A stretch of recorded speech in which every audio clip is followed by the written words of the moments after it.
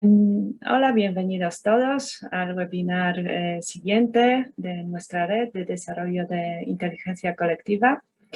Hemos hecho ya varios webinars, algunos de ellos desde luego con Tania, que es mi amiga. Hoy tenemos un webinar bastante internacional entre España y México, sobre todo.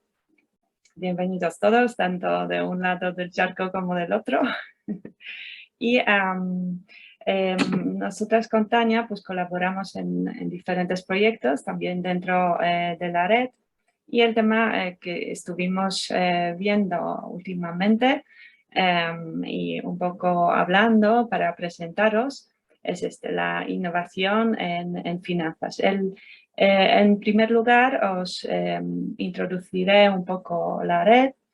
Podéis ir poniendo preguntas en el chat que las leeremos en principio al final para no romper un poco el flujo, o también al final podréis conectar la cámara, hablar. Todo el webinar se está grabando, así que si no queréis aparecer por alguna razón, pues os podéis quitar la cámara y así pues no apareceréis. Bueno, creo que así de temas, intentar tener también mientras apagado el micrófono para un poco pues no molestar al resto. Y con eso voy pasando a la introducción de la red.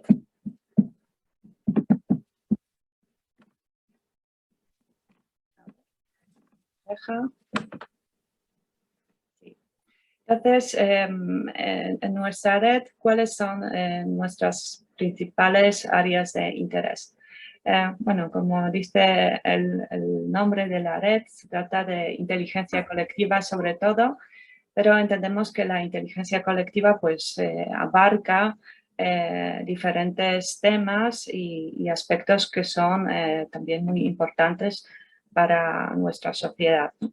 Uno de ellos es la ciencia y la tecnología. Ya veréis que este webinar va a tener bastante toque científico. También nosotras dos, tanto Tania como yo, somos profesoras.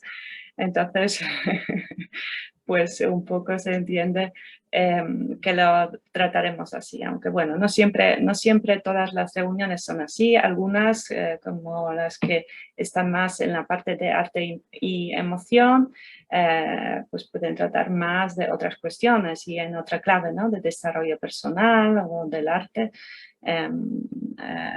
Lo que consideremos que puede ser relevante desde el punto de inteligencia colectiva. Otros temas que pensamos que impactan a la sociedad ahora son innovación y sostenibilidad, finanzas, desde luego, y la innovación en finanzas estaría en este campo. También un tema que promovemos mucho es el tema de la ciencia ciudadana, un poco ciencia que pueden colaborar tanto científicos como los ciudadanos, ¿no? de normales sin tener ninguna, digamos, preparación previa o aprendiendo un poquito.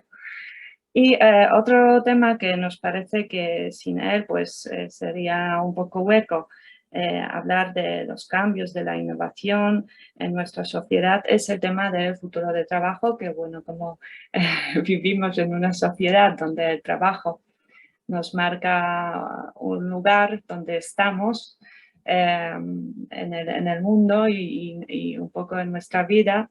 Entonces, este trabajo es algo que nos debe de ocupar y preocupar si no va en buena dirección a todos. ¿Dónde estamos? Pues lo principal que hacemos es tejer redes, ¿no? Entonces, diferentes personas de diferentes ámbitos vamos viendo proyectos, colaborando, conociéndonos, haciendo amigos. Estamos también bastante presentes en las redes. Tenemos 3 clubes en Meetup. Meetup, que en un principio era como una red para la gente real en sitios reales, más reuniones físicas. durante la pandemia hemos empezado con los webinars y bueno, ya ahora también nos reunimos en físico, pero seguimos con los webinars porque tienen también sus ventajas, ¿no? Frente a las reuniones físicas. Esta reunión así entre México y España, bueno, sería tan posible si no fuera gracias a las redes. Luego también estamos bastante presentes en LinkedIn. Tenemos nuestro canal en YouTube, donde sobre todo colgamos las grabaciones exitosas de nuestros webinars. Normalmente solamente les quitamos algunas cuestiones técnicas. Estamos en Eventbrite, en MailChimp. Tenemos un grupo en WhatsApp, pero bueno, es más de coordinación, también un poco física. Y también tenemos nuestro blog en Medium, donde, por ejemplo, está lo que hemos llamado el aperitivo conceptual para esta reunión, ¿no? Donde pues hay algunas partes que están igualmente descritas. Entonces, eso, hacemos conferencias, investigación, promoción, cursos, consultoría, todo ello pues basado en el apoyo mutuo y en la reciprocidad. Bueno, yo creo que con esto ya podemos pasar al tema que nos ocupa hoy. Voy a darle la palabra a Tania para que nos comente los pasos que anteceden a la innovación en el sector financiero. Gracias, Renata. Quisimos colocar los pasos que anteceden a la innovación en el sector financiero para entender un poco la importancia que tiene en este sector la velocidad.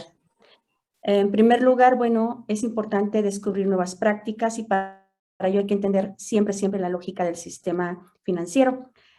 El segundo reto es convertir en normal lo nuevo y una vez que se hace eso, se tiene que continuar fomentando la innovación.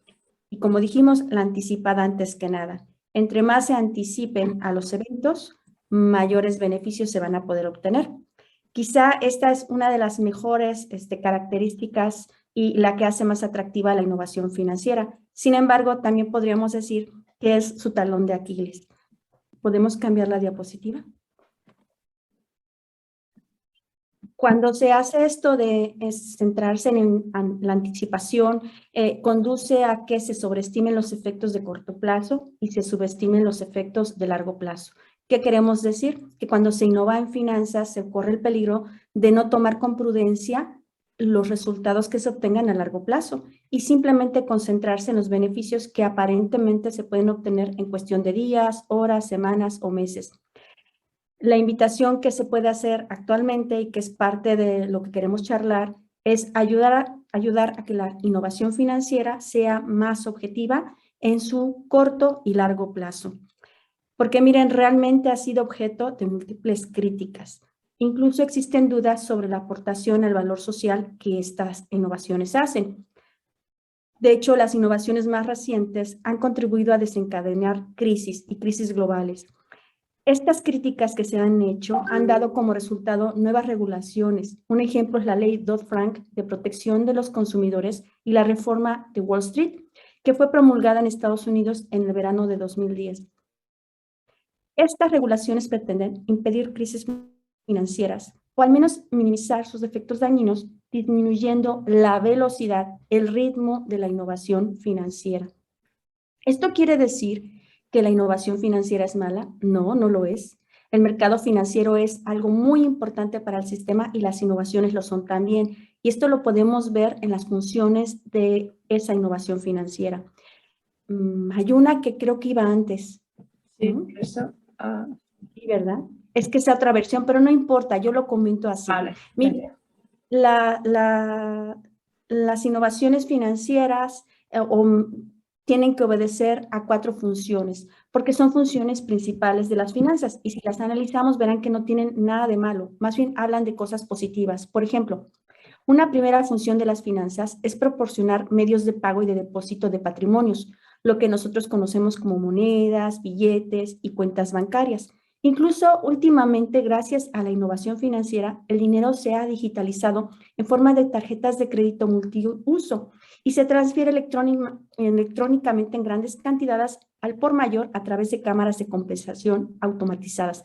¿Qué queremos decir con esto? Que hemos agilizado a los clientes la disposición de su dinero y la decisión de aplicarlo en determinado consumo o inversión o ahorro. La segunda función es que nos proporciona medios para obtener intereses, dividendos y ganancias de capital por el dinero invertido en las finanzas, de manera que las instituciones y los instrumentos financieros fomenten el ahorro. El ahorro es socialmente importante porque sirve para financiar las inversiones en capital físico y humano. Si no hay ahorro de las familias, pues entonces no tenemos fuentes para financiar el sistema productivo. Y es ahí donde viene la tercera función. Las instituciones y los mercados financieros, siempre que actúen adecuadamente, van a transferir los ahorros procedentes de residentes nacionales o extranjeros a inversiones productivas. Diríamos que esta es una de las tareas más ventajosas que puede traer grandes beneficios a la población en general, porque trae fuentes de empleo. La cuarta función, pero no menos importante, es la asignación de los riesgos a aquellas personas más deseosas y capaces de asumirlos. Miren, algunos piensan que una función de las finanzas es reducir el riesgo global. El riesgo no se reduce. Lo que hacen las finanzas es diversificarlo y trasladarlo a aquellos que son más eficientes, aquellos que dicen que pueden asumirlo, que aceptan asumirlo y por tanto así podemos extender el riesgo de manera que no se concentre excesivamente en pocas manos y pueda tener más problemas de los que se tienen. Partiendo de estas funciones y lo que comentamos, que la innovación financiera puede traer beneficios y puede traer problemas nuevos para la vida cotidiana, para el mismo mercado financiero, pensamos que hay que hacer una valoración cualitativa. El sistema financiero siempre nos ayuda a crear modelos matemáticos y se interpreta a través de las matemáticas, y los tomadores de decisiones por lo común usan esos modelos matemáticos o cuantitativos, hacen una valoración cuantitativa de los beneficios y del impacto negativo que pueda tener una innovación. Pero también habría que ver la parte cualitativa. ¿Qué tendríamos que tomar en cuenta en la cualitativa? El grado en que se generaliza el acceso de un servicio financiero en concreto, el grado en que mejora la comodidad y utilidad de los usuarios y el grado en que incrementa o disminuye el Producto Interno Bruto o la productividad. Esta valoración cualitativa es complementaria y ayudaría mucho a convertir ese talón de Aquiles en algo que sea una verdadera fortaleza y que abone valor social en general la innovación que se hace en los mercados financieros. Y bueno, seguiría la siguiente, ¿verdad? Adelante, Renata. Sí, entonces la parte de innovación hemos dividido en dos etapas, ¿no? Una de ellas habla de efectos y otra habla de fuentes. Aquí hemos decidido pues empezar con los efectos. En primer lugar, tenemos como 4 dimensiones que consideramos que son 4 áreas que más afectan la innovación y son áreas donde esta innovación está surgiendo. Estarían las regulaciones, las fintechs o las startups de innovación financiera, la digitalización, y también hemos puesto aquí blockchain. En cuestión de regulaciones, estas se han visto aumentadas, como supongo que todos lo hemos sentido, después de la crisis del 2008, ¿no? Donde se ha visto que la crisis financiera pues, puede tener efectos nefastos sobre toda la economía, ¿no? Y desde luego no es la primera vez que nos ha ocurrido y no sé si no será también la última, ¿no? Pero con ello se intenta pues limitar el riesgo, mitigarlo, y de ahí han surgido muchas regulaciones. Estas regulaciones, por un lado, pues son, desde luego, desde el punto de vista de los bancos, son un gasto.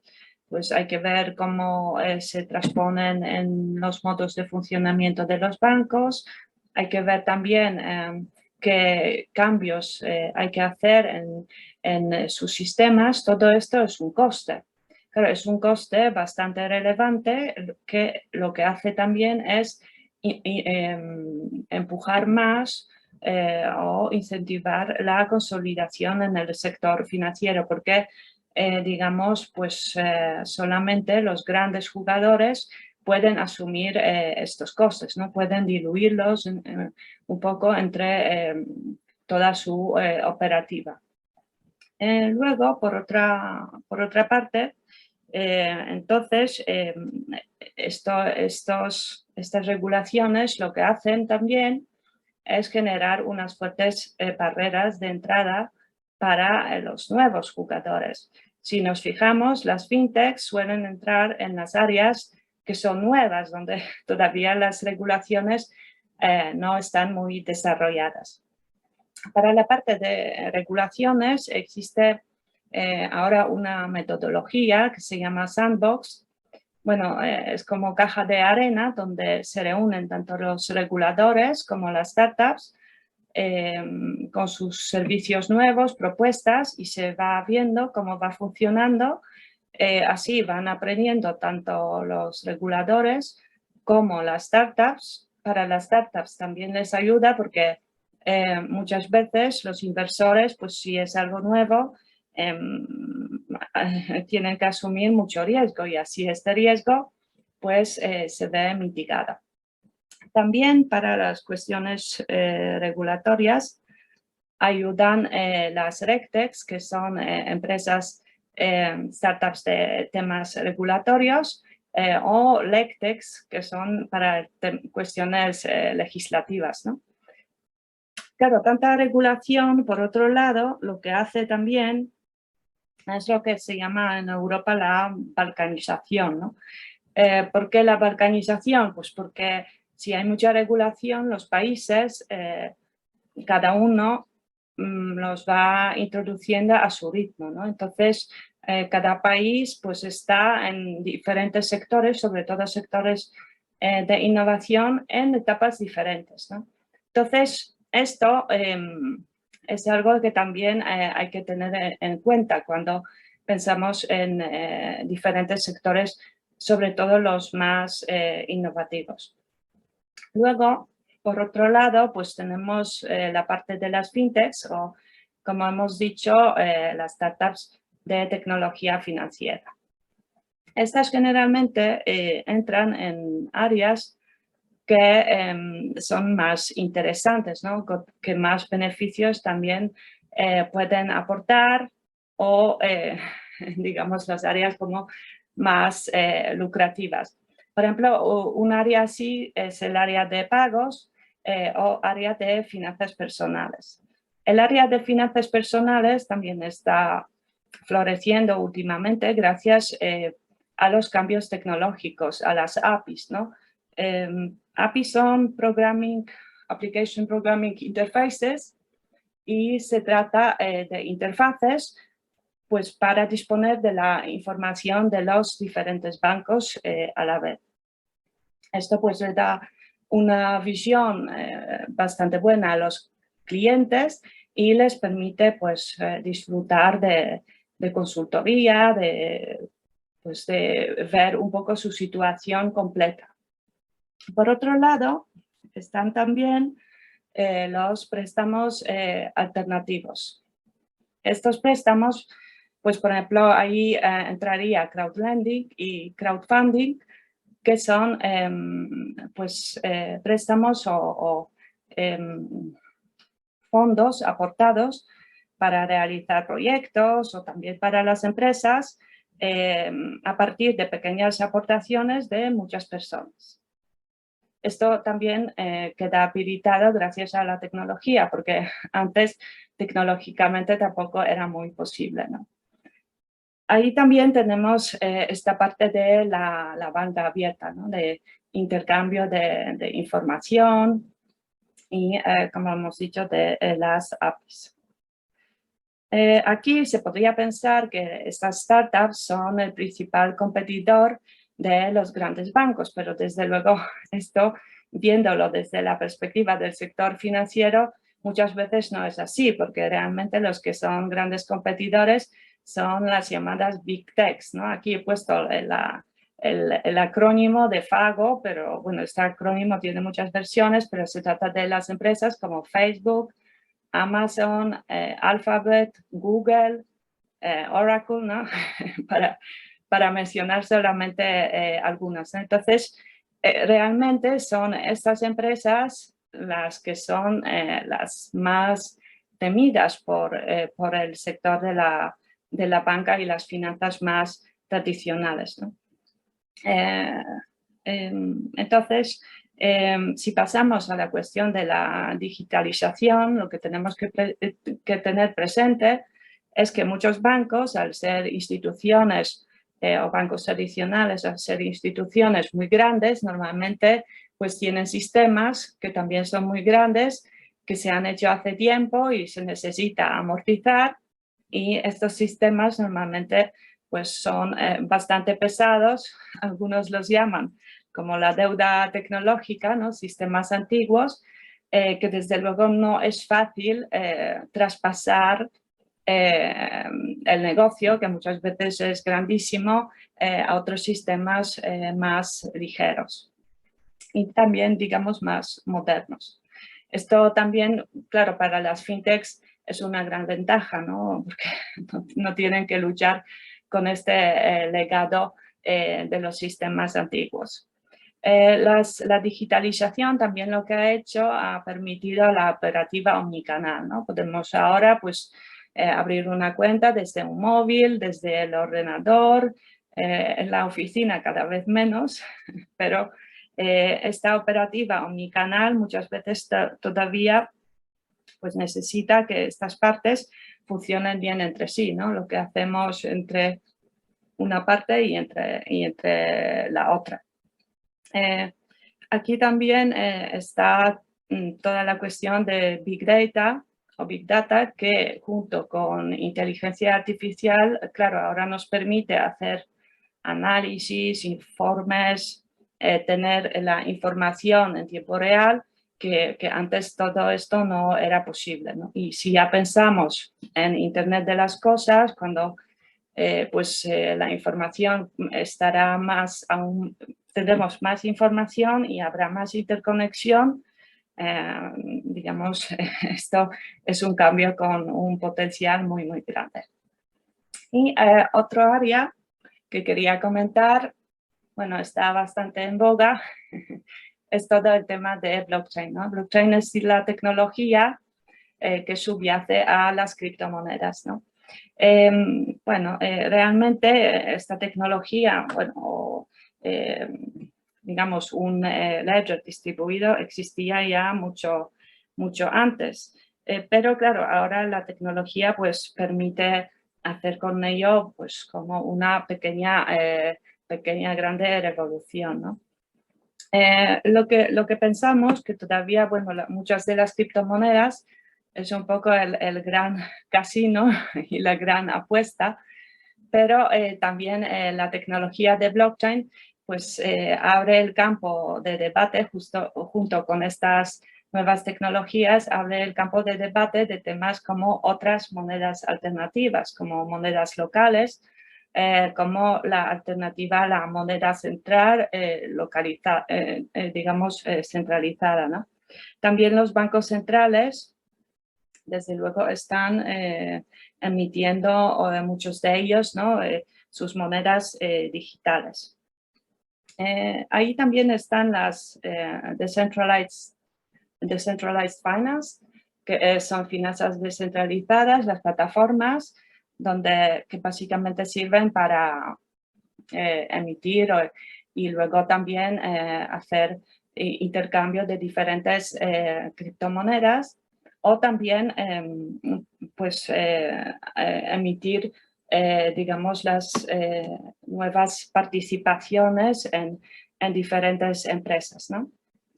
Y tenemos también con el tema de blockchain está relacionado el tema de los contratos inteligentes, que básicamente sigue aún mucho, bueno, yo pienso que necesita todavía mucho trabajo, pero sí Desde luego, la idea es que si un contrato normalmente dice que dos partes o las partes que sean acuerdan que si ocurre algo, pues se hará esto y esto ocasionará que se pague y tal. Y entonces, que todo este proceso, en cierto modo, sea automático, ¿no? Que si ocurre el evento que dispara el pago, pues que se haga el pago.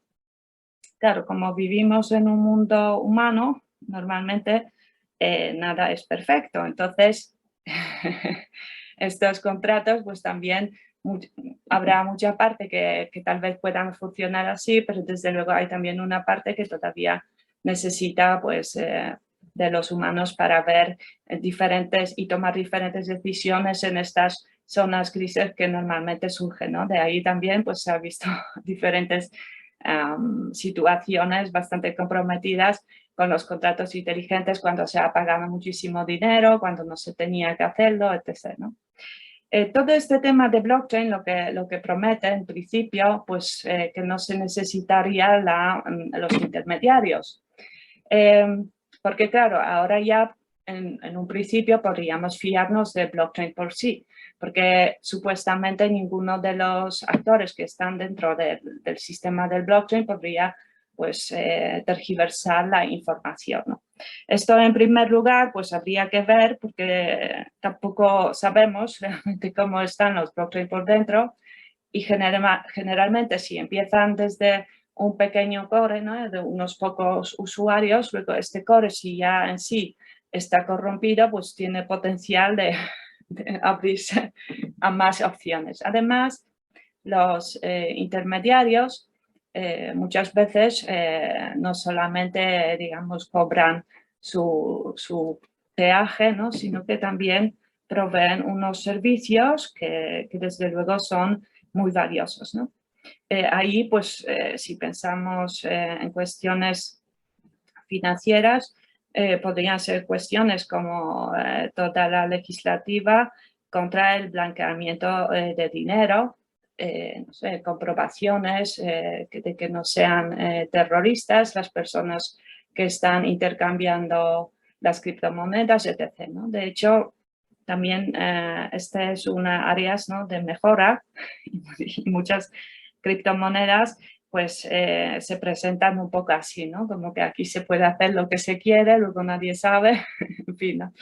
Entonces, esta desintermediación, desde luego puede ser interesante, ¿no? Pero habría que ver hasta qué punto. Y luego también hay que pensar que la forma de trabajar, ¿no? Que cada operación que se haga queda reflejada en la cuenta de todos los usuarios. Si son pocos, pues bien, ¿no? Pero si son muchos, el tiempo que se puede tardar, de hecho muchos se quejan del tiempo que tardan muchas operaciones de blockchain y si tuvieran todas las operaciones de tarjetas de crédito, ya este tiempo pues sería muchísimo mayor y además, claro, detrás de este tiempo de procesamiento está también la energía que se necesita para procesar esta información, ¿no? Tal vez cuando ya tengamos los ordenadores cuánticos funcionando a tope, esto no será un problema, pero bueno, habría que ver cuando los tengamos. Vale, pues aquí he comentado los efectos. Si os parece, vamos a pasar a las causas. Tania, si quieres comentar. Iniciamos con las causas y queremos iniciar con cambio social. Hoy vemos que uno de los retos que tenemos es el de la sostenibilidad. Esta sostenibilidad nos ha puesto a prueba también las transformaciones en los medios de producción, la creación de puestos de empleo y las actividades que son asalariadas y, por tanto, pues nos preocupa mucho el futuro del trabajo, la mercantilización y las redes o los vínculos que se puedan hacer y que inclusive al dinamizarse a través de la tecnología, pues muchas veces no han cumplido un propósito más receptivo hacia un cambio social más sostenible. Hemos visto incluso que las redes han llegado a veces a fragmentar sociedades o aumentar en violencia. Estas transformaciones también pueden ser fomentadas o pueden sufrir cambios por lo que ocurre con el sector financiero. En el caso de la crisis climática exige ahora que el sector financiero ofrezca finanzas más sostenibles. El sector financiero empiece a hacer una gestión real de las crisis, pero que además contribuya a la resiliencia, no solamente del mismo sistema, sino de los otros sistemas, el productivo y el de intercambio de bienes y servicios con los cuales está directamente conectado. Con ello, bueno, al principio por eso habíamos hablado un poco sobre el cambio de visión, de no ir a corto plazo, sino ir a un largo plazo, aceptando el reto de que las finanzas tienen que ir a cierta velocidad, pero que esa velocidad no puede ser excluyente de un largo plazo y de la creación de valor social en términos de estos 5 puntos que vienen aquí. Los otros 3 puntos, globalización, COVID-19 e innovación tecnológica, los va a explicar Renata. Adelante, Renata. Muchas gracias. Pues sí, desde luego este tema de la resiliencia también está relacionado con las cadenas globales de valor, que también muchas veces se está intentando hacer con esta idea de las cadenas globales de valor, hacer sistemas en blockchain, ¿no? Que también, digamos, todas estas cuestiones al final están interrelacionadas, ¿no? En la parte de globalización, pues claro, lo que observamos es una constante internacionalización, ¿no? Constante que se ha visto bastante interrumpida o puesta en cuestión por la cuestión del COVID-19, ¿no? De todos modos, esta tendencia de que, bueno, aunque nosotros seamos una empresa local, estamos expuestos a la competencia internacional. Este tema, yo creo que, bueno, si ha visto un pequeño parón con el COVID-19, seguirá en aumento. Ahí con el tema de la crisis de 2008, por la cuestión de contagio entre países, se ha ido también reformulando un poco para evitar este contagio, la relación entre lo que es las headquarters, ¿no? La central de una empresa multinacional generalmente, y luego sus subsidiarias, ¿no? Sobre todo en el sector bancario, ¿no? Entonces, se ha intentado independizar más estas subsidiarias para que este efecto contagio pues, no sea tan fuerte. Esto, por un lado, pues les proporciona más independencia a las subsidiarias de otros países, pero por otro lado, lo que también conlleva digamos, que las empresas, la empresa central se involucra y se preocupa menos, en cierto modo, por sus otras empresas que, claro, tienen también, en cierto modo, menos poder sobre ellas. En Europa también estamos viendo la cuestión de Brexit, que bueno, Brexit ya ahora se está haciendo la realidad. Sabemos todos que el gran centro de finanzas en Europa es en Londres. Entonces, con esto, muchas empresas, si querían operar, sobre todo las empresas de finanzas, si querían operar en Europa, pues invertían o establecían una subsidiaria en City de Londres, que bueno, que parece que tampoco es el territorio estrictamente inglés, pero en fin, ¿no? Como que UK servía, sigue sirviendo de puente, ¿no? Entre Europa y el resto del mundo.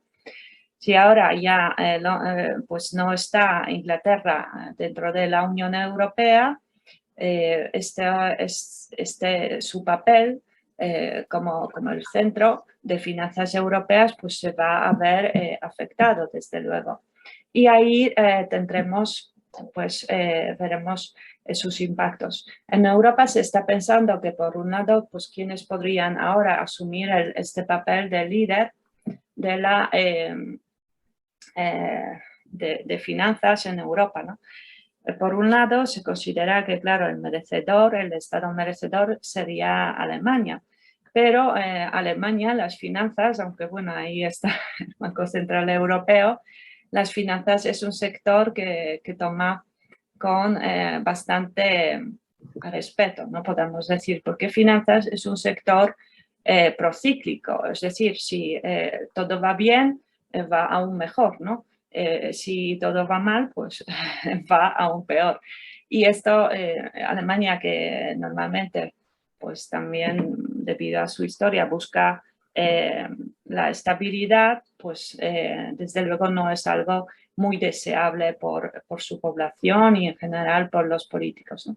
Por otro lado estaría Francia. Francia es un país pues con más ganas de asumirlo, pero bueno, vamos a ir viendo qué es lo que irá ocurriendo, ¿no? Tal vez también pues se puede ir, digamos, este centro no tiene por qué estar exactamente en un sitio, ¿no? Puede estar como más distribuido, ¿no? También está ahí Viena, ¿no? Que tiene un mercado financiero también bastante fuerte. Bueno, Viena, Austria.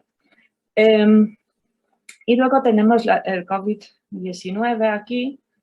Aquí en España ya poco a poco nos vamos olvidando, nos queremos ir olvidando del COVID, pero desde luego este año y, vamos, y el otro y el siguiente se verá afectado, ¿no? Por el COVID-19. Por un lado hemos visto un aumento de virtualización muy fuerte, ¿no? Porque nos hemos visto confinados en nuestras casas y esta virtualización pues muchas veces nos ha permitido seguir funcionando y seguir trabajando. También esto ha frenado un poco esta internacionalización, ¿no? Provocando en cierto modo esta contraglobalización. También en el sentido de gestión de la crisis sanitaria y la resiliencia, ¿no? Si esta capacidad de que aunque tengamos un campo de operación muy amplio en una situación de crisis, pues podamos pasar a mínimos e intentar pues funcionar en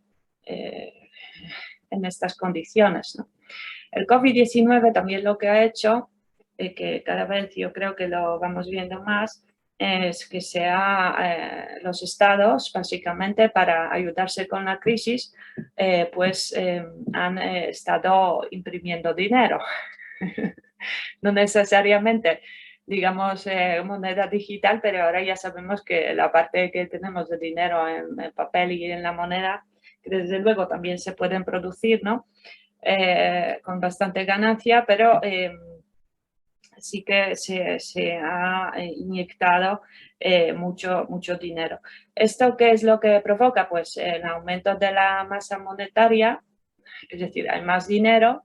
Si la economía real se ha visto constreñida por el tema del COVID y tenemos más dinero, pues esto en lo que se suele traducir pues en las presiones inflacionistas, ¿no?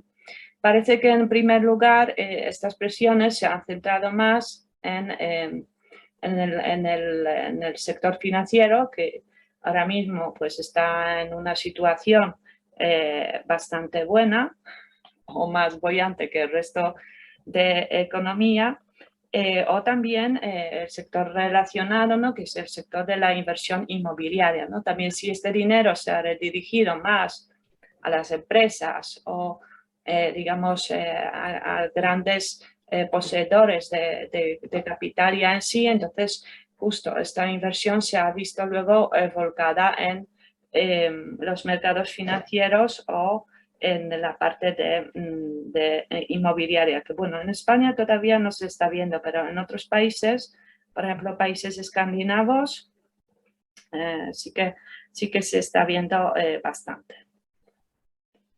Y bueno, vamos a ver cómo salimos de esta. Por un lado, pues en Europa, como estaba ya en tendencias casi deflacionistas, ¿no? Donde pues parece que no hay que invertir porque si tenemos el dinero, con esto va aumentando, con esto de tenerlo y pasar el tiempo va aumentando de valor. Entonces esto desincentiva las inflaciones y bien nos lo podrían comentar desde Japón, que llevan ya con problemas asociados varias décadas. Entonces, para Europa, en cierto modo, esta parte de inflación hasta que viene bien, ¿no? Porque la inflación también muchas veces va asociada con un crecimiento pues mayor, ¿no? Y se espera que básicamente este crecimiento, pero también el crecimiento real, ¿no? de la economía, que este crecimiento pues vaya absorbiendo estos excesos de la masa monetaria, ¿no? Y que esto al final, pues no, con todo esto llegaremos a un buen lugar, que es lo que vamos a esperar desde aquí. Porque bueno, preocuparnos mucho tampoco nos llevará a ningún lado. Entonces, luego la otra parte que ya hemos comentado un poco, pero aquí también está en la parte de la innovación tecnológica. Tenemos lo de la digitalización, blockchain, que bueno, ya lo había comentado. También tenemos otras tecnologías emergentes, pero claro, con todo esto va asociada o muy asociada a la cuestión de la ciberseguridad, ¿no? Ya hemos visto como bastantes parones de servicio, ciberataques, toda esta cuestión, ¿no? Las guerras, ciberguerras, cyberwars, ¿no? Lo que se diría en inglés.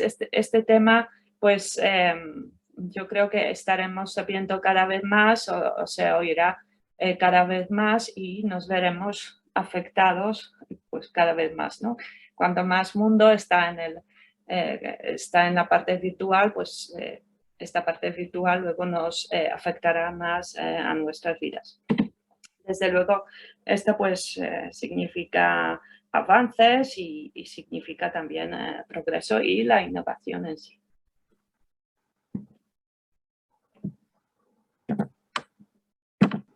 A ver si puedo pasar ahora a la diapositiva siguiente. Se me ha quedado el ordenador. ¿Se ha trabado? Sí, no, ya está, vale.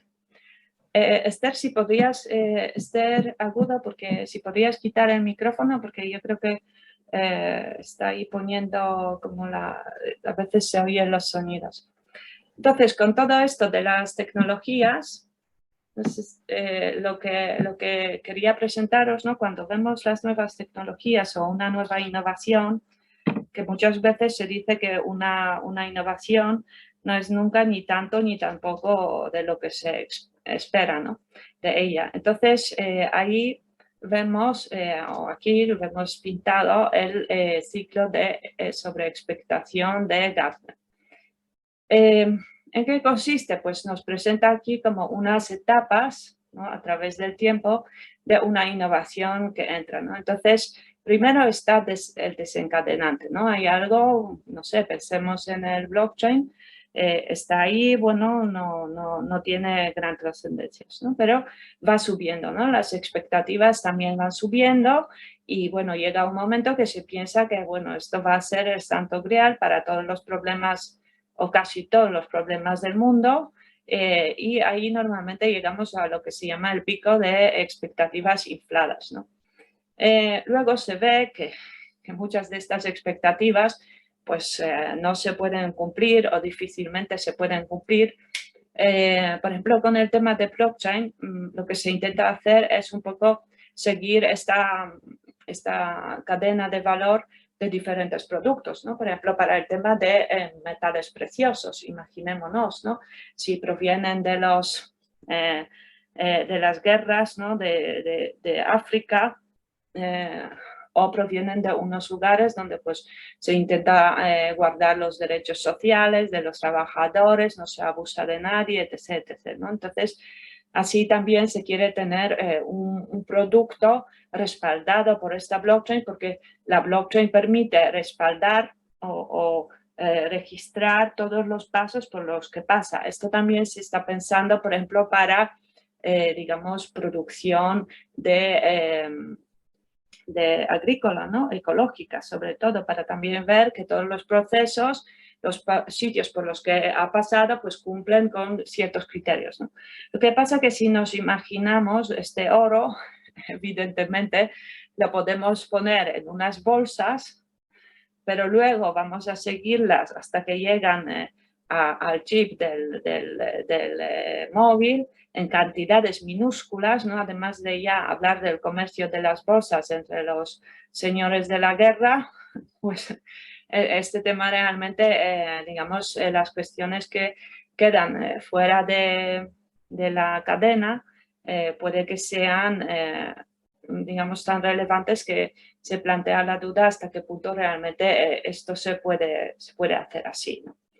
Bueno, la cuestión es, desde luego se puede avanzar más en estos temas y tampoco, en fin, no habrá que ver qué soluciones le encontramos, pero se va viendo como que bueno, pues tal vez no vale para todo la tecnología nueva, ¿no? Y hay un momento que parece que ya no vale para nada, ¿no? Entonces ahí se llega a lo que se llama el fondo de la desilusión. Pero luego, generalmente sí que se está viendo que, bueno, parece que no, pero sí se puede usar esta tecnología y además pues puede tener unos usos muy interesantes, ¿no? Hasta que, bueno, llega un momento que se llega al plató de la productividad, que es cuando ya, pues bueno, la tecnología ha logrado su madurez, vale para lo que vale y lo más seguro, pues vendrá otra tecnología a reemplazarla. Y aquí os quería mostrar un poco porque existen, ¿no? Gartner preparan estudios digamos, de diferentes sectores. Está aquí puesto el Hype Cycle para el blockchain, pero también, desde luego, existen otros para las tecnologías emergentes y los van produciendo pues cada año. Aquí podemos ver las cuestiones que hemos estado comentando, ¿no? Por ejemplo, el tema de contratos inteligentes, el tema de finanzas descentralizadas, donde están las criptomonedas, que claro, estos estudios lo hacen unos especialistas, pero digamos, quien luego lo comprueba mejor, si realmente estamos en esta etapa o no estamos, pues es el tiempo mismo, ¿no? Tal vez esta es nuestra visión, o bueno, la visión de Gartner en este momento, pero dentro de 20 años, pues puede que se vea de totalmente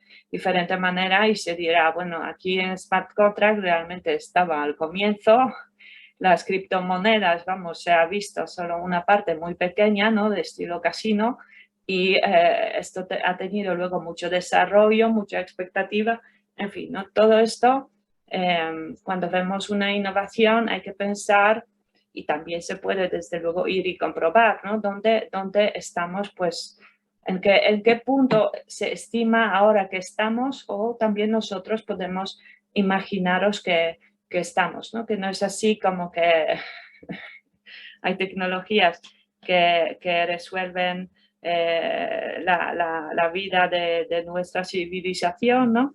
Que había momentos que se pensaba que, por ejemplo, el Internet va a ser una gran ayuda para la democratización de todo, etc. Y ahora pues ya estamos viendo hacia qué lugares vamos y bueno, desde luego todavía tiene un gran recorrido para demostrarnos sus efectos, ¿no? Luego toda tecnología tiene esta naturaleza, lo que lo llama Bernard Stiegler, de fármaco, ¿no? Fármaco que es como una medicina, pero también tiene sus efectos nocivos, ¿no? ¿Y cuál es realmente la idea? ¿Hasta dónde tenemos que ir? Pues esto es como un poco como cuando conducimos el coche por las primeras veces. Bueno, las primeras ya después de tener el carnet de conducir, porque si no, mal vamos. Entonces, cuando conducimos las primeras veces, vamos ahí con toda nuestra atención súper centrada en la conducción, sudando, bueno, pasándonoslo mal, cometiendo errores y tal, ¿no? Pero luego, ahí nos podemos ya quejar de todo lo que querramos, ¿no? Pero después de un tiempo lo integramos, sabemos ya cómo hacerlo y de hecho, pues podemos disfrutar de la conducción y usar el coche para lo que necesitemos, ¿no? Entonces yo creo que la idea de las tecnologías y de las innovaciones es esta. Siempre tenemos que saber que llegan con su parte buena, con su parte negativa y tenemos que aprender de la misma para luego poder manejarnos y hacer que en cierto modo aporte para nuestra inteligencia colectiva y no para la estupidez colectiva, ¿no? Vale, con esto yo creo que ya Si queréis, pasamos a la parte de preguntas. Si alguien quiere comentar algo. ¿Estáis ahí? Yo tengo una duda. Uh-huh. Hay algo que no alcancé a comprender muy bien de cuando inició, bueno, un poquito más adelante, mencionaba acerca de las 4 dimensiones que había en los efectos y decía que la parte de los reguladores era como una caja de arena. Eso no lo entendí muy bien. ¿Me lo podría explicar, por favor? Vale, vale. Bueno, realmente lo de caja de arena, ¿no? Es como la traducción de sandbox, ¿vale? ¿De qué es de lo que se trata? Realmente la idea es que cuando surge una nueva tecnología, por ejemplo, cuando surgió el tema de crowdfunding, ¿no? Que hay muchas personas que participan, ¿no? Ponen su granito de arena y, bueno, se pueden financiar unos proyectos desde luego más y menos interesantes, ¿no? Cada uno ahí ya ve lo que sean. Entonces, ahí los reguladores, porque ¿qué pasa? Normalmente siempre decimos que la regulación llega tarde, ¿no? Llega tarde cuando ya ocurre algún problema, pues ahí entra el regulador y se pone a regular. Con esto de los sandbox o la caja de arena es un poco como jugar en un campo pequeño, ¿no? Es como un espacio creado, bueno, espacio en el sentido imaginario, ¿no? Porque realmente ahí colaboran tanto, digamos, las entidades o las instituciones o, bueno, los representantes, los reguladores y las empresas startups, ¿no? Y se está viendo cómo se está desarrollando, porque muchas veces estas cuestiones, digamos, cuando surge una innovación, tampoco se sabe cómo va a ser hasta el final, ¿no? Van surgiendo temas y se va viendo cómo se pueden ir solucionando, ¿no? Entonces, en este espacio de colaboración entre reguladores y las startups o los innovadores, lo que se está viendo es en una etapa muy temprana ya, observando el desarrollo del producto, aconsejando, el regulador intentando ajustar su regulación pues, de forma más ágil que si estaría esperando a que todo salga y luego ya a ver qué problemas hay y nos vamos a enfrentar con ellos, ¿no? Entonces, esta es la idea de los sandbox o las cajas de arena. En Europa, desde luego, se está yo creo que bastante de moda y como he dicho, a las startups, porque claro, en cierto modo uno dice, bueno, ahora tengo un agente más para colaborar y me va a estar diciendo qué es lo que no puedo hacer, que tampoco es la pretensión de todo el mundo, pero también les da como mucha seguridad, pero no tanto, no solamente a los mismos innovadores, sino también a las empresas que van a invertir en estas diferentes innovaciones, ¿no? Porque se está viendo que no es una innovación donde alguien entra e intenta ver cómo puede sacar dinero a toda costa, ¿no? Como lo dicen, ¿no? Esto de move fast and break things, ¿no? Muévete rápido y rompe las cosas, que también es un poco el eslogan de Silicon Valley. Entonces, intentar evitar ello y intentar evitar que esto pase, pero también, por otro lado, pues eso, darles más seguridad, porque si realmente normalmente los innovadores quieren, claro, impactar al mundo positivamente, ¿no? Y esta colaboración con y que su negocio sea seguro y que merezca la pena invertir en el mismo, ¿no? Entonces, este tipo de iniciativas, pues, son muy interesantes, ¿no? Tanto para los reguladores como para las startups, como para la sociedad en general, ¿no? Porque si no, luego es la sociedad que es como el laboratorio de experimentación, ¿no? A ver qué pasa. Sale ahí la innovación y, bueno, luego cuando se va viendo los efectos negativos, pues se va cortando los pasos, ¿no? Tampoco, desde luego, el sandbox, qué sé yo, si tienen que salir los problemas, seguro que saldrán. Pero bueno, se intenta hacer algo, minimizarlo, tener la conciencia antes y tener las medidas antes para que todo funcione mejor. Espero haberte explicado un poco la idea. Sí, muchas gracias. Ariel Alejandra, ¿quieres Sí, hacer tu pregunta? muchísimas gracias por tomarme en cuenta.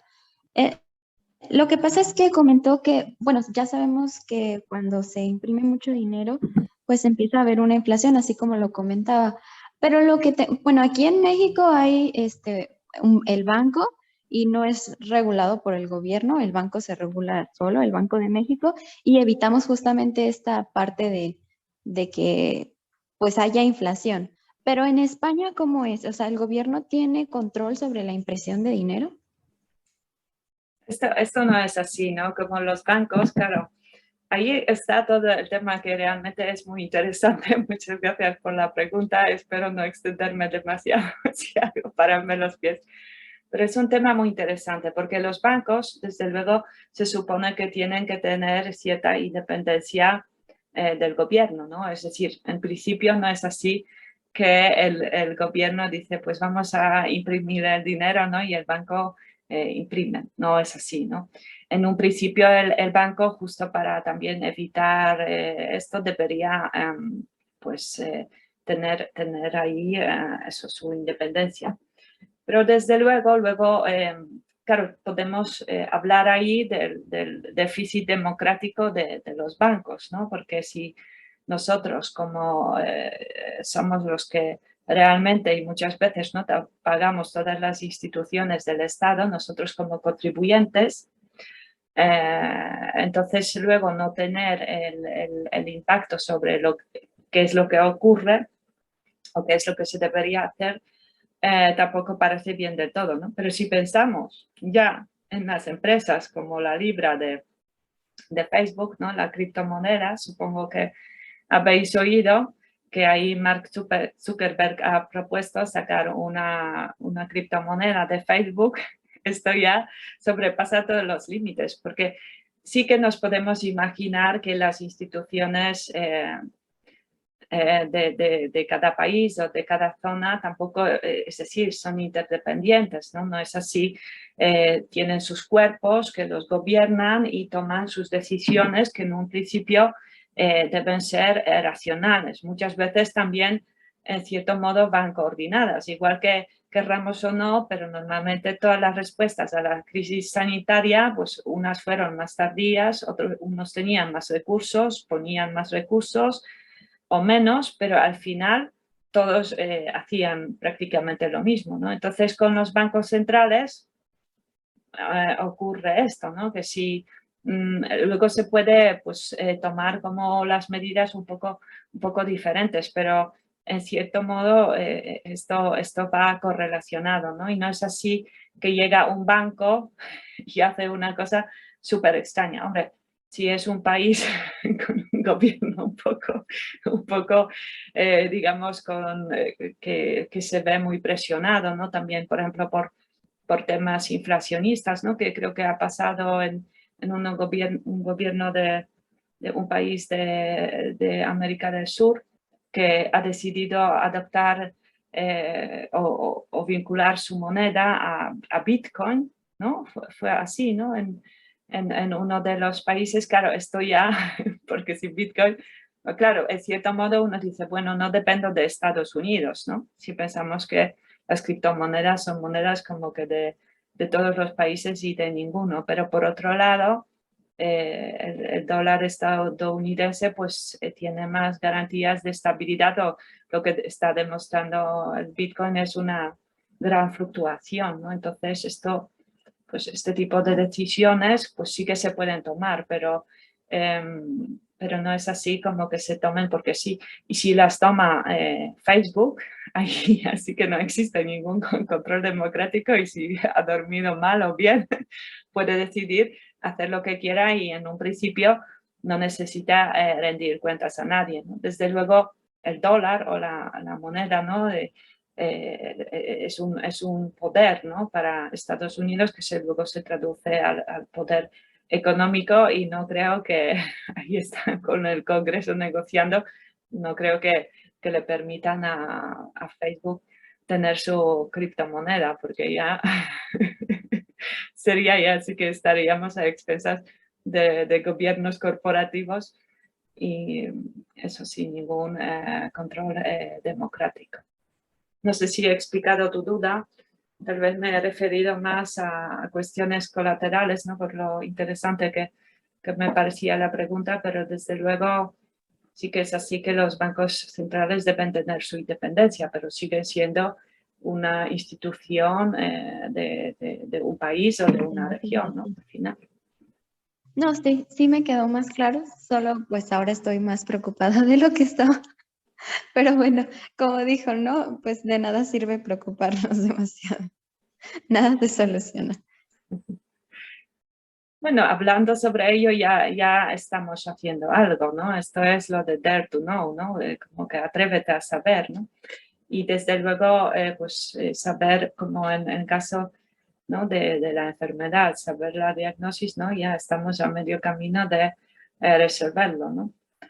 Hay muchas propuestas muy interesantes, ¿no? Todo este tema de monedas locales es también una cuestión súper interesante y puede ofrecer unas alternativas muy interesantes. Bueno, veo que hay más preguntas.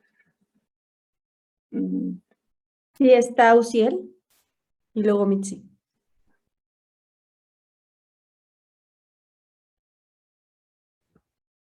Uciel, ¿ibas a preguntar?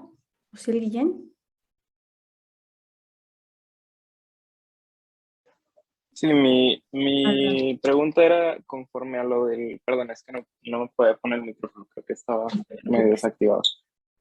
Era conforme a eso, lo que comentaban del añadimiento de más billetes pues a la economía, que lo comentaban como un beneficio, o no sé si lo capté de la idea, de una idea errónea, pues. Porque pues en otras clases que he visto o en lo que tengo conocimiento, pues eso afecta inflacionariamente pues a las economías. Quería ver, no me quedó bien claro el beneficio de ese movimiento o esa estrategia en la cual nos comentaban. Bueno, yo desde luego, es que yo muchas veces también hablo con sarcasmo, que no sé hasta qué punto se percibe, ¿no? Y ya más entre los, digamos, los países, ¿no? Yo también como soy de Polonia, pues ya puede que no. A ver, el dinero realmente no se ha impreso porque se ha querido, ¿no? Realmente en un principio iba a mitigar los problemas, ¿no? Si necesitamos dinero para la vacuna, venga, producimos el dinero y compramos la vacuna y vacunamos a la población, ¿no? Si necesitamos dinero porque hay mucha gente que se ha quedado o quedaría desempleada, le damos ayudas a las empresas para que estas empresas mantengan ahí la plantilla, digamos, bueno, en estado, no sé cómo llamarlo, no lo llamemos zombie, pero bueno, en un estado medio, pero que bueno, que les pueda permitir ir tirando tanto a las empresas como a las personas, ¿no? Es decir, entonces yo entiendo que este movimiento no ha sido porque los estados dijeron vamos a producir dinero, ¿no? Porque sí, no es así, ¿no? Pero desde luego esto en cierto modo puede tener efectos positivos y más yo creo que también se ha hecho porque después de la crisis había una teoría que estaba bastante popular, sobre todo en Estados Unidos, que se llamaba Modern Monetary Theory, que hablaba de esto, ¿no? Como que los estados, no es así porque nosotros decimos esto, ¿no? Que es como que yo no puedo producirme mi propio dinero, yo tengo mis ingresos, mis gastos, ¿no? Y tengo que manejarme entre ellos. Entonces, esto de imprimir más dinero al final es hacer trampas y si no eres Estados Unidos, vamos, vas a ver una inflación muy fuerte con otras monedas que te vas a enterar, ¿no? Pero, claro, la cuestión en sí es que este dinero, una vez pues inyectado en la economía, efectivamente, lo que provoca es lo que yo decía, ¿no? Que la economía se está contrayendo, por ejemplo, nosotros, pues si normalmente tenemos 3 panes, ahora solamente tenemos 2 y si antes teníamos pues 2 euros para pagarlos, ahora tenemos 5.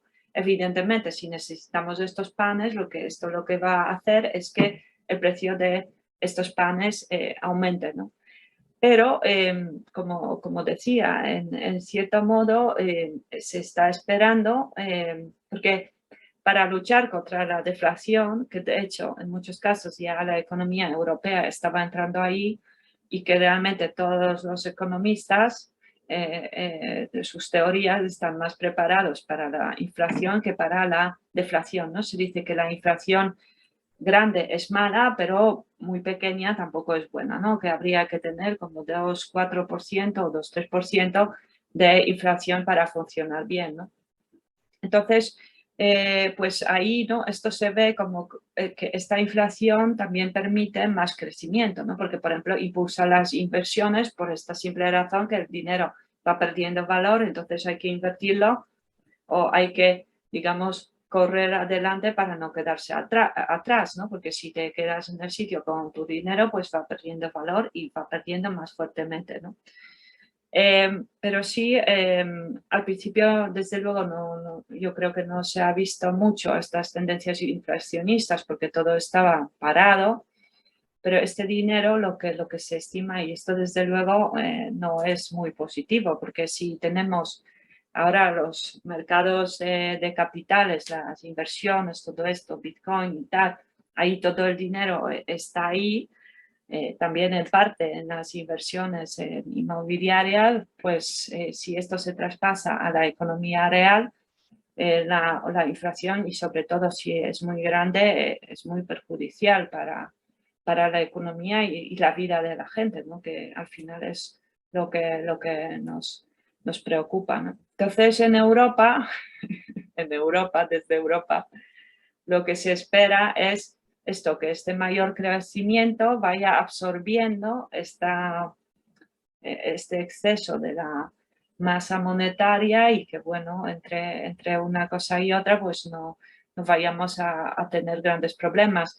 En Europa se han puesto fondos, no sé si sabéis, ¿no? Pero hay unos que se llaman EU Next Generation, Recovery Funds y tal, y se plantea grandes inversiones también justo desde el sector público, ¿no? Y grandes subvenciones a la actividad para levantar la economía después del parón por el cual hemos pasado, ¿no? Parón en mayor o menor medida, pero ha sido al final, porque no ha parado todo, ¿no? Gracias a Dios.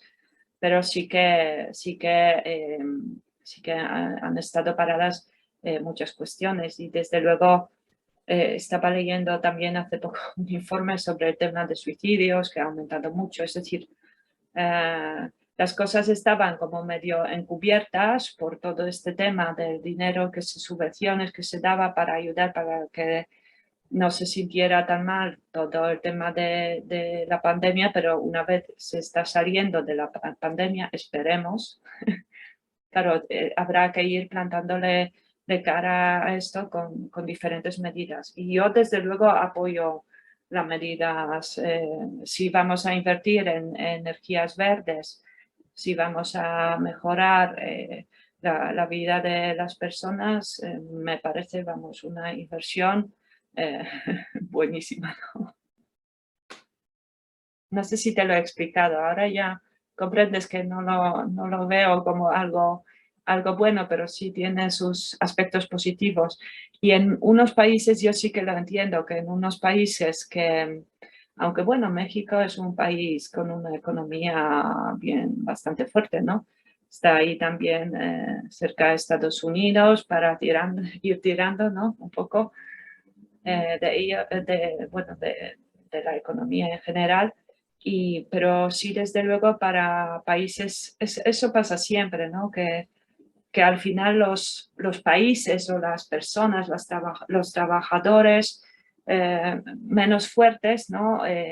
Se ven los más afectados cuando ocurre algo, ¿no? Entonces, esto sí, ahí puede provocar pues, grandes tensiones de inestabilidad, porque si ya las monedas tenían gran inflación y graves problemas de estabilidad, pues con esto del COVID y si han ido a imprimir dinero como el resto, aunque bueno, esto sí se ha impreso en proporción con el dólar y otras monedas, digamos, de la cesta esta de las monedas, pues puede que ahí pues queda igual, ¿no? No en los mercados así intermoneda no debería haber tanto problema, pero sí, claro, sí se verán más, yo lo pienso, ¿no? Que se verán más afectados, pero por todo, ¿no?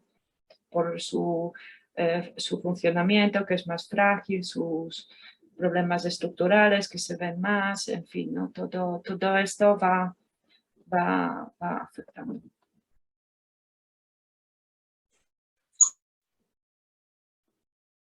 Sí, espero haberte explicado. Sí las tengo, pero... Mitzi, habías alzado la mano. Sí, buenas tardes. Mi pregunta es, ¿qué tan recomendable sería implementar 2 o más innovaciones de manera simultánea, a lo mejor en el misma área? Y si es así, o no es así, ¿a partir de qué pauta se puede iniciar la otra innovación? No sé si quieres responder, Tania, tú, o respondo yo lo que pienso, o lo que tú. Mejor responde tú, Renata.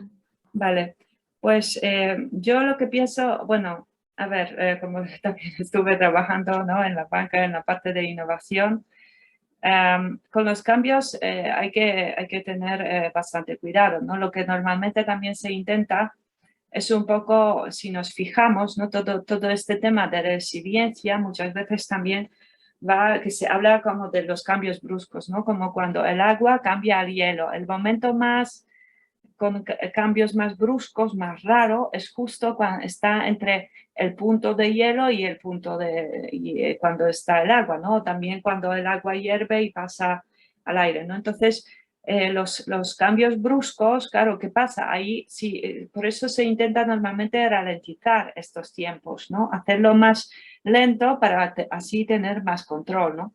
Y por ejemplo, en el banco, desde luego, por ejemplo, si se cambiaba el sistema, porque si nosotros tenemos un sistema, normalmente este sistema se construye, ¿no? Si pensamos que al principio pues habría pocos sistemas, aunque muchos consideran que una tecnología también es un libro, ¿no? Todo lo que extiende nuestra capacidad como los seres humanos se entiende como tecnología, ¿no? Entonces, la tecnología en la banca hemos usado hace muchísimo tiempo, ¿no? Pero es un poco, está la cuestión, los procesos vienen determinados por la tecnología, pero luego también, es decir, en un principio tenemos proceso y para ello, para apoyar al proceso, adaptamos la tecnología. Pero esta tecnología nos afecta muchas veces al proceso según el cual hacemos algo, ¿no? Porque pues podemos hacer esto, pero ahora no podemos hacer esto, podemos hacer otra cosa. Entonces nos adaptamos, ¿no? Es como un diálogo, ¿no? Entre las dos partes. Y ahí lo que se estaba diciendo, ¿no? Porque, por ejemplo, si tenemos una política de riesgos, ¿no? Cuando piensas, voy a cambiar el sistema, pues es un momento perfecto para también cambiar mi política de riesgos, ¿no? Entonces, pues no lo es, porque luego si ocurren problemas o hay cosas, no se sabe si es porque hemos cambiado el sistema o es porque hayamos cambiado la política de riesgo, ¿no?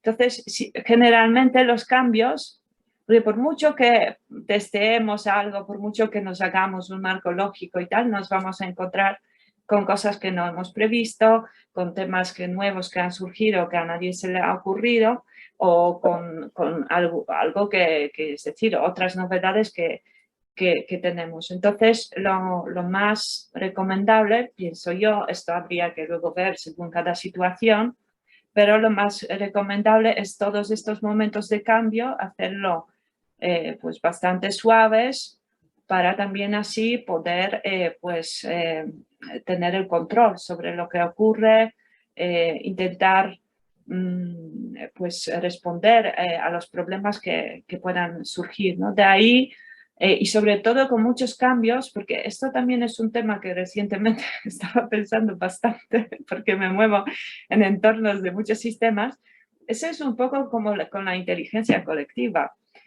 un grupo no va a ser más inteligente porque las personas que participan en este grupo son los más inteligentes. No, porque ahí juegan el papel muchas las dinámicas entre estas personas, ¿no? Todo esto de la orquestación. Y lo mismo ocurre, por ejemplo, con los cambios de sistemas, ¿no? Las innovaciones que podemos introducir.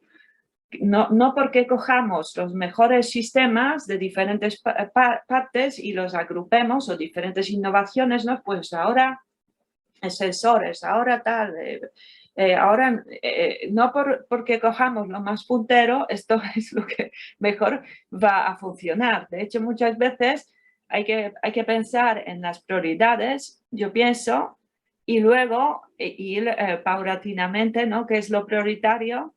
Esto hacerlo antes y luego, o muchas veces, tal vez hay algunos paquetes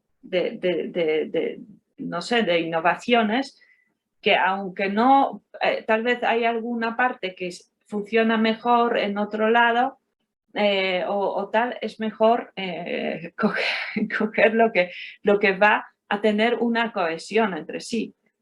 Si estas innovaciones, no sé hasta qué punto, ¿sabes? Una se apoya con la otra, ¿no? Si es una pregunta así, pero normalmente si estas tecnologías fluyen entre sí, pues en cierto modo podemos tener más probabilidad pero si son unas tecnologías que van un poco de lado, vamos, lo más sensato sería desde luego intentar hacerlo paso por paso, ¿no? Primero lo prioritario, luego ir viendo y ir un poco dándonos el tiempo también para ver cómo realmente esto está funcionando, si está funcionando bien, mal y tener la respuesta, porque si hacemos todo de golpe, luego no sabemos qué es lo que ha pasado ni por dónde empezar para si tenemos una situación no funciona, ¿cómo sabemos qué es lo qué parte habría que realmente atacar, ¿no? En cierto modo para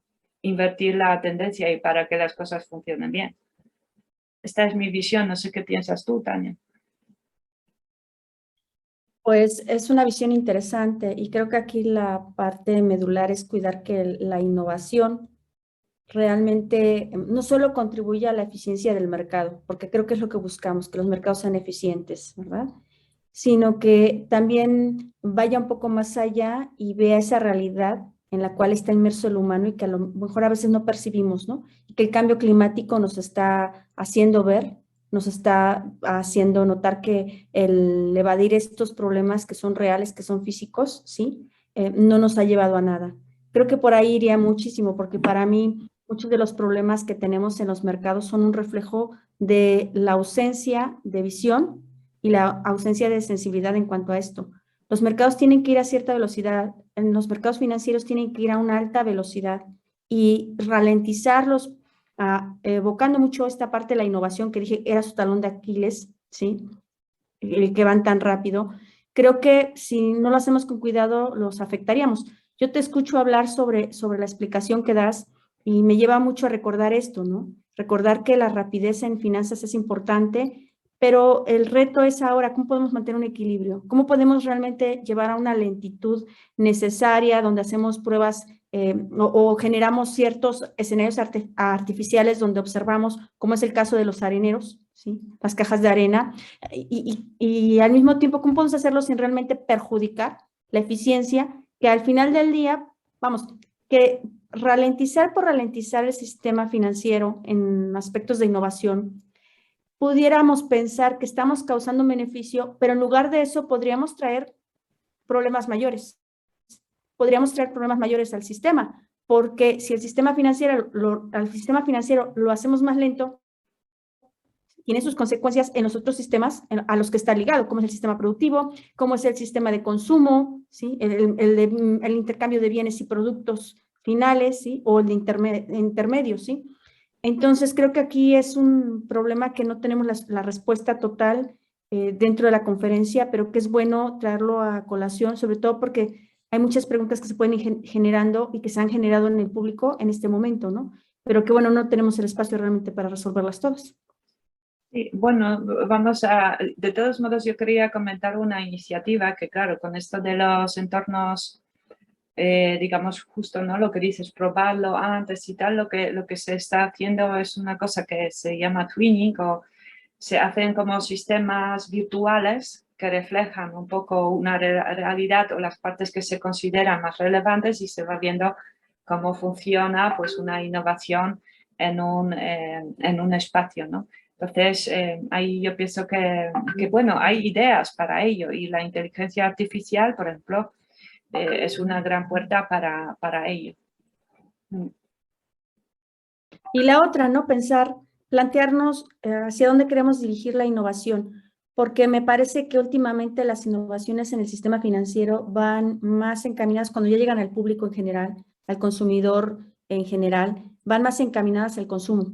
No veo ese incentivar el ahorro, que es muy importante para las economías, ¿no? A la gente ahora le es más fácil gastar sin necesidad de salir de su casa y a veces por un impulso. Y no es lo mismo que tú vayas a un espacio y tú veas algo que quieres comprar, ya sea un producto o un servicio, vuelvas a casa, lo medites, regreses otra vez, o quizá sí lo hagas con impulso, pero lo hiciste saliendo de tu hogar. Hoy en día, a través de las redes de telecomunicación que tenemos, las redes sociales que tenemos vía Facebook, vía Twitter, es muy fácil que se nos convenza rápidamente de algo. Saltan los anuncios y en un clic podemos realizar un consumo que no teníamos previsto, que no necesitábamos y que quizá supera nuestro ahorro y más bien nos vamos a nuestra capacidad crediticia, ¿no? Ese es quizás uno de los riesgos que estoy viendo en las innovaciones que sí llegan directamente a los consumidores y que tiene que ver mucho con agilizar el sistema, ¿verdad? Y que tendríamos que meditarlas más. Sí, yo pienso que sí. De hecho, claro, en el tema del consumismo, ¿no?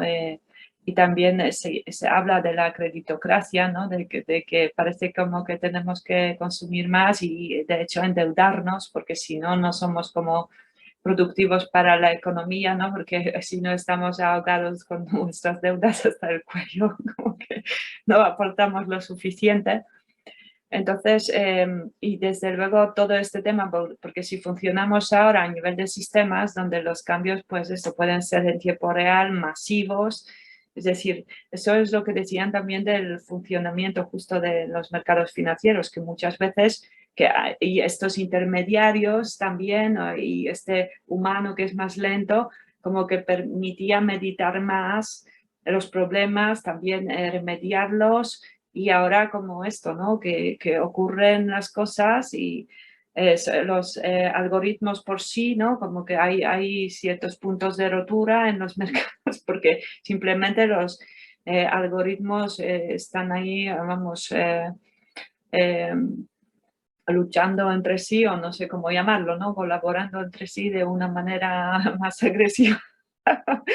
Y tal, pero sí, desde luego y también la cuestión ahí, ¿no? De los límites del crecimiento, ¿no? Y de lo que muchas veces en la innovación todas las empresas pueden ser exponenciales, ¿no? Crecimiento exponencial y tal, ¿no? Y eso se dice, ¿cómo podemos crecer sin limitaciones en un planeta que sí que es limitado, ¿no?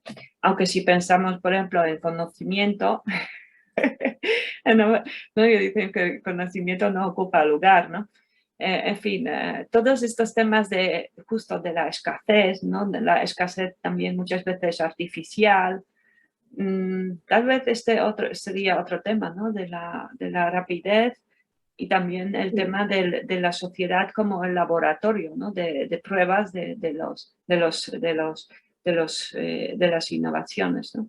Se tiran al mercado y a ver qué ocurre, ¿no? Y luego, si algo lo hacen unos, ¿no? Pues, vale, como con este tema ahora estoy, ¿no? Como lo de el poder de la muchedumbre, ¿no? Que se habló de la cuestión esta de GameStop, ¿no? Que supongo que todos sabéis, ¿no? Que he visto ahí como una pancarta, ¿no? Viendo un poco el tema que ponía too big to fail, ¿no? Too small to win.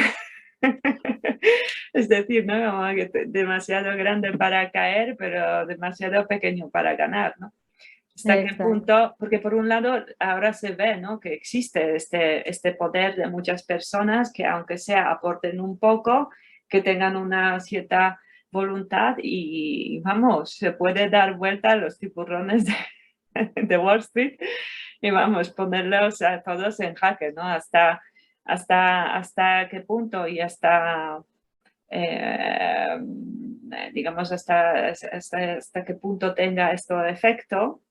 Bueno, pues hoy puede que no, mañana nunca se sabe, ¿no? Porque parece que, en fin, esto de que se haya intentado una vez y salió así, pero bueno, se ha visto ya las orejas al lobo, ¿no? Que también, tal vez, no, yo no pienso que la situación es, digamos, desafiante, ¿no? Pero también hay muchas oportunidades y yo pienso que eso, estamos aquí para buscar estas oportunidades y si lo hacemos entre todos podemos hacer maravillas. Así es, así es. Y Vale, bueno, pues, no sé si alguien quiera comentar algo más, pero o damos por terminado. sí, yo creo que ya hemos hablado bastante, ¿no? Y muchas gracias a ti, Tania. Bueno, gracias a los participantes. Muchas A gracias la red. por vuestras preguntas, que vamos, ya sabéis, a mí la verdad que me parece fascinante el tema y desde luego en un webinar tan corto tampoco se puede comentar todo, pero también os invitamos que escribimos así trabajos científicos que si alguien tiene sed de conocimiento con más peso, pues buscarnos en ResearchGate o vamos en las redes y conectar con nosotros desde luego en LinkedIn y ahí vamos publicando cosas. También si queréis colaborar con nosotros, vosotros mismos presentar algún tema que os apasiona y que tiene alguna relación con la inteligencia colectiva, pues adelante, sentiros invitados. Muchas gracias.